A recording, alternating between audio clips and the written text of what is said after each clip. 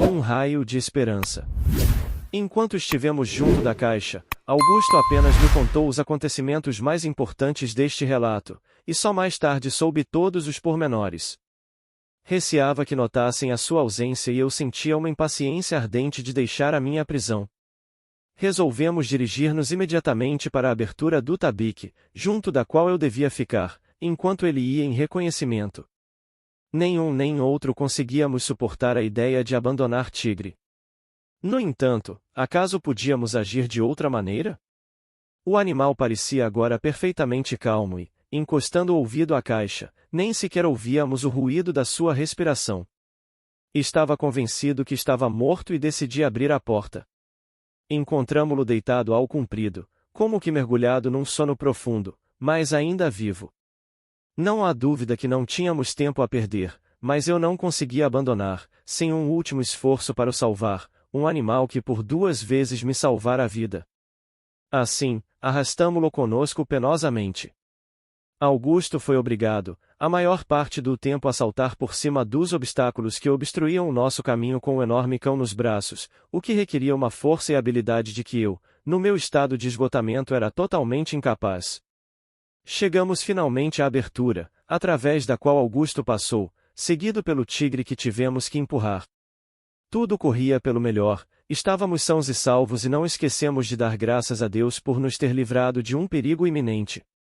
Decidimos que, de momento, eu ficaria junto da abertura, através da qual o meu camarada podia, facilmente, passar-me uma parte da sua ração diária e onde eu poderia respirar uma atmosfera mais pura, isto é, relativamente pura. Para melhor compreensão de algumas partes do meu relato, durante o qual tanto falei da arrumação da carga do Brig, e que podem parecer obscuras a alguns leitores, devo esclarecer que a maneira como esta importante tarefa foi feita a bordo do Grampus, era um vergonhoso exemplo da negligência do capitão Barnard, que não era um marinheiro suficientemente cuidadoso e experimentado para a natureza arriscada do seu cargo. Uma arrumação deve ser feita com um método cuidado, ocorrendo a maior parte dos acidentes, tanto quanto sei, por negligência ou ignorância na realização desta tarefa. Os navios costeiros, na confusão e movimento que acompanham a carga e descarga, são os mais sujeitos a azares por falta de atenção na arrumação. O mais importante é não deixar ao lastro ou à carga a possibilidade de se mover, mesmo no meio dos mais violentos temporais. Tendo isto em vista, deve-se dar a maior atenção não só à carga, mas também à sua natureza, e se é uma carga completa ou parcial. Na maioria dos fretes, a arrumação faz-se por meio de um macaco manual. Assim, se se trata de uma carga de tabaco ou de farinha, o conjunto é tão comprimido no porão do navio que os barris ou os sacos, quando são descarregados, estão completamente achatados e só passado algum tempo retomam a sua forma inicial. Recorre-se a este método, em especial, para obter mais espaço no porão, pois com uma carga completa de mercadorias como o tabaco e a farinha não pode haver folgas, e não há qualquer perigo de a carga oscilar, ou pelo menos, não há inconvenientes graves. Na verdade, houve casos em que este processo de compressão com macaco teve trágicas consequências, mas devido a causas completamente alheias aos perigos da arrumação da carga. Sabe-se, por exemplo, que uma carga de algodão, apertado e comprimido, pode, em certas circunstâncias, pelo aumento de volume, provocar rachas no navio, por onde a água penetra. O mesmo pode acontecer com o tabaco, quando sofre a fermentação normal, se não fossem os interstícios que se formam normalmente na parte arredondada dos fardos. O perigo de movimento é de recear, especialmente quando se embarcam cargas parciais, sendo necessário tomar todas as precauções para o evitar. Só quem já enfrentou uma violenta tempestade ou, melhor ainda, quem sentiu o balançar de um navio, quando uma súbita calmia se sucede à borrasca, pode fazer uma ideia da força terrível das águas. É então que a necessidade de uma arrumação bem feita de uma carga parcial se torna manifesta. Quando um navio se põe de capa, sobretudo com uma vela de proa pequena, se o casco não estiver bem construído, é frequentemente lançado para um dos lados, o que pode acontecer de 20 em 20 minutos, mais ou menos, sem que daí resultem consequências graves, desde que a arrumação esteja bem feita. Mas, se não houve o cuidado necessário, à primeira destas enormes guinadas, toda a carga rola para o lado do navio apoiado na água e, não conseguindo retomar o equilíbrio, como faria sem este incidente, acaba por meter água e naufragar. Pode-se afirmar, sem exagero, que metade dos casos de naufrágios intemporais se deveram a um deslocamento da carga ou do lastro. Quando se põe a bordo uma carga parcial, seja de que espécie for, o conjunto, depois de ter sido arrumado da maneira mais compacta possível, deve ser coberto com uma série de pranchas móveis, a toda a largura do navio. Sobre as pranchas devem colocar-se pesadas escoras provisórias, até ao teto, prendendo assim cada coisa ao seu lugar. Nos carregamentos de cereais ou de mercadorias semelhantes é ainda necessário tomar outras precauções. Um porão completamente cheio de cereal ao deixar o porto, chegará ao seu destino apenas com 3/4 da quantidade inicial, ainda que o cereal tenha sido rigorosamente medido pelo consignatário, ultrapassando mesmo a quantidade consignada, atendendo à dilatação dos grãos. Isto resulta da compressão durante a viagem, compressão essa que é maior ou menor segundo o bom ou mau tempo com que o barco navegou. Se o cereal foi carregado descuidadamente, por mais bem preso que esteja com pranchas e escoras, terá tendência a deslocar-se, em especial numa viagem longa, com as tristíssimas consequências que daí podem resultar. Para as prevenir, é preciso, antes de deixar o porto, utilizar todos os meios para comprimir a carga o mais possível. Há vários métodos para isso, entre os quais se pode citar o de meter cunhãs entre o cereal. Mesmo depois de tudo isto ter sido feito, e de se terem feito todos os possíveis para ajustar bem todas as pranchas, nenhum marinheiro que saiba do seu ofício se sentirá tranquilo durante uma ventania mais forte, se tiver a bordo um carregamento de cereal, ou pior ainda, uma carga parcial. No entanto, existem centenas de barcos de cabotagem nas nossas costas e nos diferentes portos da Europa, que diariamente se fazem ao mar com cargas parciais, mesmo de natureza muito perigosa, sem tomarem qualquer espécie de precaução. É um milagre que os acidentes não sejam mais frequentes. Um exemplo deplorável deste descuido, chegado ao meu conhecimento, é o do capitão Joel Rice, comandante da escuna Firefly, em rota de Richmond, Virgínia, para Madeira com uma carga de cereais no ano de 1825. O capitão fizera numerosas viagens sem qualquer acidente grave, embora tivesse por hábito não prestar grande atenção às operações de arrumação, para além de prender a carga, segundo o método habitual. Nunca tinha navegado com um carregamento de cereal, mas daquela vez, o navio tinha sido carregado com trigo, mas só até meio do porão. Durante a primeira parte da viagem, apenas encontrou ligeiras brisas, mas ao chegar a um dia de distância da Madeira foi assolado por uma forte ventania de nordeste que o obrigou a pôr o navio à capa. Conduziu a escuna contra o vento com um simples traquete com 2 rises, e o navio comportou-se tão bem quanto se podia esperar, não deixando entrar uma gota de água. Ao anoitecer, a tempestade amainou um pouco e a escuna começou a oscilar menos, portando-se sempre bem, até que, de repente, uma enorme onda o fez inclinar para estibordo. Ouviu-se então todo o carregamento de trigo deslocar-se em bloco e a força da guinada foi tal, que fez saltar a escotilha principal. O navio afundou-se como uma bola de chumbo. Tudo isto se passou à vista de uma pequena chalupa da Madeira que recolheu um dos tripulantes, o único a salvar-se, e que parecia brincar com a tempestade, como poderia fazer a embarcação melhor equipada. A arrumação a bordo do Grampus tinha sido feita da forma mais defeituosa possível, se se pode chamar arrumação a algo que não passava de um confuso amontoado de barricas de óleo e de material de bordo. Já falei da disposição dos artigos no porão. Perto do sítio onde estava Augusto havia, como já disse, espaço suficiente para o meu corpo entre a ponte superior e as barricas de óleo, ficará vago um espaço à volta da escotilha principal assim como havia outros vazios, bastante consideráveis através da carga. Perto da abertura feita por Augusto no tabique do castelo da proa, havia um espaço suficiente para uma barrica de óleo e foi aí que me instalei, de momento, bastante comodamente. Enquanto meu amigo tornou a colocar as algemas e reajustou a corda, fez-se dia claro. Na verdade, escapamos de boa, pois assim que ele acabou todos os preparativos, desceu imediato com Dirk Peters e o cozinheiro. Falaram durante alguns minutos do barco que vinha de Cabo Verde, parecendo muito impacientes de o avistar.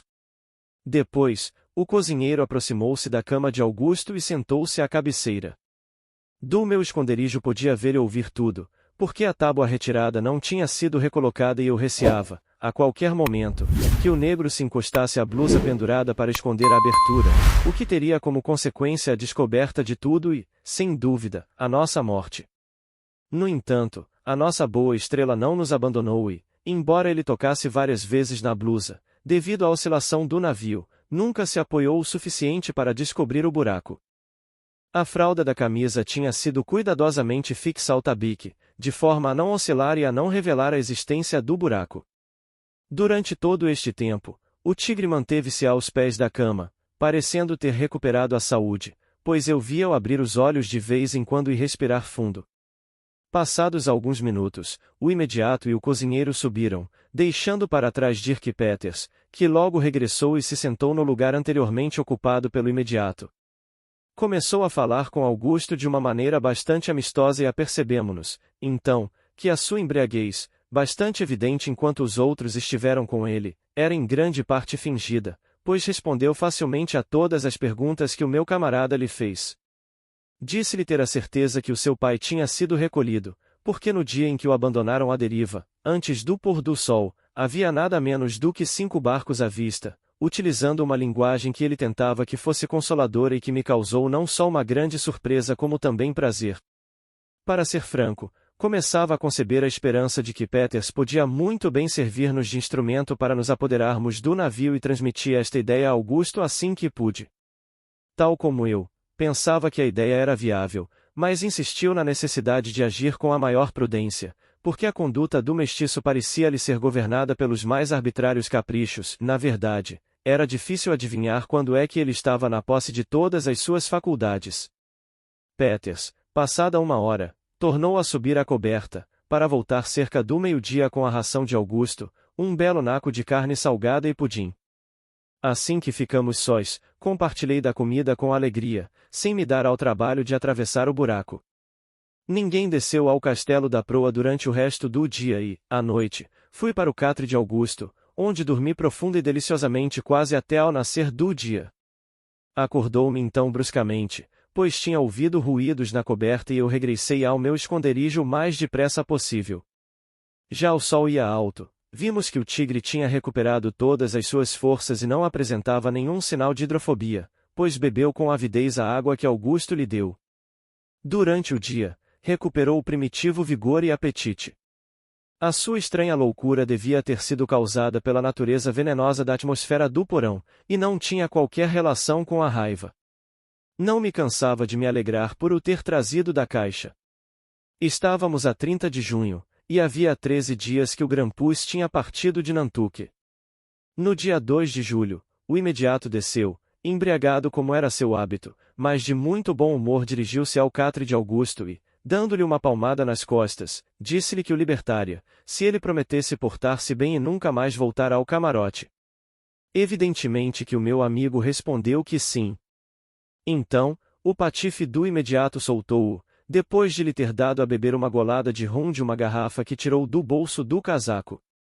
Subiram juntos a coberta e durante cerca de 3 horas não vi Augusto. Quando regressou, anunciou-me boas notícias, ou seja, que tinha sido autorizado a percorrer todo o brigue, conforme lhe apetecesse, e que lhe tinham ordenado que continuasse a dormir no catre do Castelo da Ponte, além de me trazer um bom jantar e uma abundante provisão de água. O brigue continuava à espera de se cruzar com o navio vindo de Cabo Verde e havia agora uma vela à vista, que se julgava ser o navio em questão.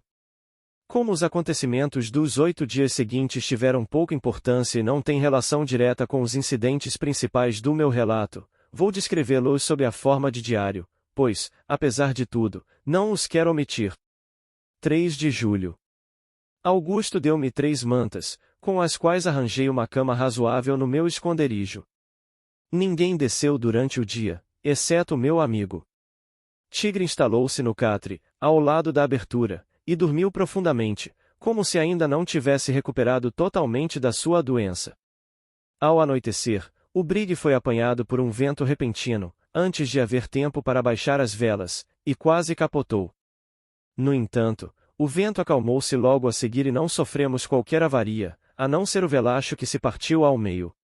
Dirk Peters tratou Augusto com muita bondade, durante todo o dia, conversando com ele sobre o Oceano Pacífico e das ilhas que ele tinha visitado naquelas paragens. Perguntou-lhe se não lhe agradaria ir com os revoltosos numa viagem de prazer e de exploração até aquelas regiões, mas acrescentou que, infelizmente, os homens estavam cada vez mais inclinados para seguir as ideias do imediato. Augusto julgou oportuno responder que se sentiria muito feliz em participar na expedição, que aliás era o melhor a fazer e que tudo era preferível à vida de pirata. 4 de julho.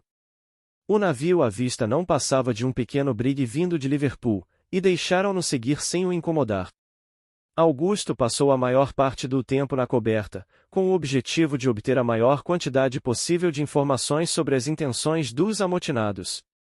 Havia entre eles violentas e frequentes disputas, e no meio de uma dessas altercações, um tal Jim Bonner, arpoador, foi atirado borda fora. O partido do imediato ganhava terreno. Jim Bonner pertencia ao grupo do cozinheiro, de quem Peters também era partidário. 5 de julho. Quase ao romper do dia, levantou-se vento forte de oeste, que ao meio-dia se transformou em tempestade, sendo necessário reduzir toda a vela à mezena e ao traquete. Ao ferrar o velacho, Sims, um dos poucos marinheiros pertencentes ao grupo do cozinheiro, caiu ao mar, estava muito bêbado e afogou-se, sem que ninguém fizesse o mínimo gesto para o salvar. O número total de homens a bordo estava agora reduzido a 13 e Dirk Peters, Seymour, o cozinheiro negro, Jones, Greely, Hartman Rogers e William Allen, todos do grupo do cozinheiro, o imediato, cujo nome nunca soube, Absalom Hicks, Wilson, John Hunt e Richard Parker, estes do grupo do imediato, e finalmente Augusto e eu. 6 de julho. A tempestade manteve-se todo o dia, intervalada com fortes rajadas e chuvadas. O brigue deixou entrar muita água pelas juntas e as bombas não pararam. Augusto bombeava como os outros, quando chegava a sua vez. Ao anoitecer, um grande navio passou perto de nós, mas só o notamos quando estava ao alcance da voz. Supondo que se tratava do navio há tanto aguardado, o imediato interpelou-o, mas a resposta perdeu-se no ruído da tempestade. Às 11 horas fomos atingidos por uma vaga enorme, que levou uma grande parte da amurada de bombordo, provocando ainda outras avarias menores. De manhã, o tempo acalmou e, ao nascer do sol, não havia vento. 7 de julho. Sofremos todo o dia uma ondulação larga e, como o brigue estava pouco carregado, balançou horrivelmente, soltando até algumas partes da carga do porão, o que eu ouvi claramente do meu esconderijo. Sofri muito de enjoo. Naquele dia, Peters teve uma longa conversa com Augusto, dizendo-lhe que 2 dos homens do seu grupo, Greely e Allen, se tinham passado para o lado do imediato, determinados a serem piratas. Fez Augusto algumas perguntas que o meu amigo não compreendeu. À noite notamos que o navio estava a meter muita água e que não havia maneira de o remediar, pois a tarefa era muito fatigante e a água introduzia-se pelas juntas. Foi encebada uma vela com que se forrou a proa, o que nos prestou algum auxílio, permitindo-nos dominar a entrada da água. 8 de julho. Ao nascer do sol, levantou-se uma brisa de leste e o imediato mandou seguir para sudoeste a fim de alcançar uma das Antilhas e pôr em execução o seu projeto de pirataria. Nem Peters nem o cozinheiro se opuseram, pelo menos que Augusto tivesse conhecimento. A ideia de se apoderarem do navio vindo de Cabo Verde foi totalmente posta de parte. A entrada da água foi facilmente controlada por uma única bomba, funcionando de hora a hora durante 45 minutos. Retiraram a vela que tinha sido colocada na proa. Durante o dia chamaram à fala 2 pequenas escunas. 9 de julho. Bom tempo. Todos os homens ocupados a reparar a amurada. Peters teve outra longa conversa com Augusto e explicou-se um pouco melhor do que antes. Disse-lhe que nada neste mundo convenceria a partilhar das ideias do imediato, e deu mesmo a entender que tencionava tirar-lhe o comando do navio. Perguntou ao meu amigo se podia contar com a sua ajuda, ao que Augusto respondeu sim, sem hesitar. Então Peters disse-lhe que ia sondar os outros homens do seu grupo sobre o assunto, e deixou-o. Durante o resto do dia, Augusto não teve oportunidade de lhe falar em particular. 9 de julho. Bom tempo. todos os homens ocupados a reparar a amurada. Peters teve outra longa conversa com Augusto e explicou-se um pouco melhor do que antes. Disse-lhe que nada neste mundo convenceria a partilhar das ideias do imediato, e deu mesmo a entender que tencionava tirar-lhe o comando do navio. Perguntou ao meu amigo se podia contar com a sua ajuda, ao que Augusto respondeu sim, sem hesitar. Então Peters disse-lhe que ia sondar os outros homens do seu grupo sobre o assunto, e deixou-o. Durante o resto do dia, Augusto não teve oportunidade de lhe falar em particular.